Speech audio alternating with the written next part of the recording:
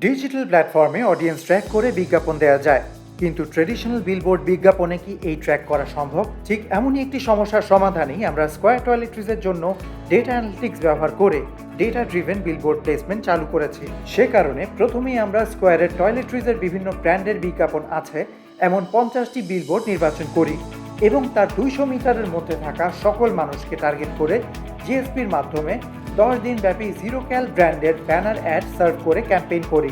Campaign শেষে আমরা ব্যানারগুলো থেকে পাওয়া ডেটা নিয়ে একটি ডেটাবেস করি, যেখানে ইউজারের জেন্ডার, বয়স, আগ্রহ, সিমের কোম্পানি, ডিভাইসের মডেল, এলাকায় সংখ্যাগুরু বয়সধারী ইত্যাদি তথ্য পাওয়া যায়। তারপরে আমরা আমাদের এক্সট্র্যাক্ট করা ডেটা দিয়ে বিলবোর্ডে প্রচার করার বিজ্ঞাপনের টিজির সাথে ক্রস ম্যাচ করি। ফলাফল ছিল অকল্পনীয়।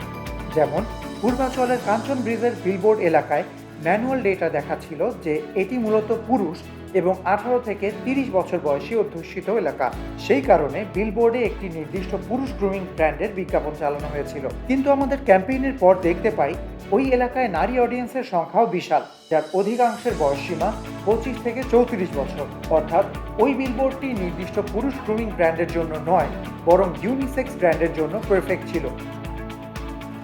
আমাদের ব্যানার অ্যাড ক্যাম্পেইন শেষে 50টি বিলবোর্ড থেকে 30টিরও বেশি বিলবোর্ড এলাকায় আমরা ম্যানুয়াল ডেটা থেকে এমন সম্পূর্ণ আলাদা ডেটা পেয়েছি। আমরা প্রায় 7.5 মিলিয়ন ইমপ্রেশন পাই, যা সেই বিলবোর্ডগুলোতে প্রচার হওয়া ব্র্যান্ডের বিজ্ঞাপন সম্পর্কে আমাদের মানসিকতা বদলে দেয়।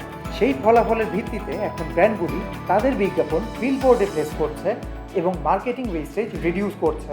বর্তমানে প্রত্যেক 3 মাস পর পর বিলবোর্ডে অ্যাড দেওয়া অঞ্চলগুলিকে লক্ষ্য করে ব্যানার অ্যাড সার্ভ করে ক্যাম্পেইন চালানো আমাদের জন্য নিয়মিত রুটিন হয়ে দাঁড়িয়েছে।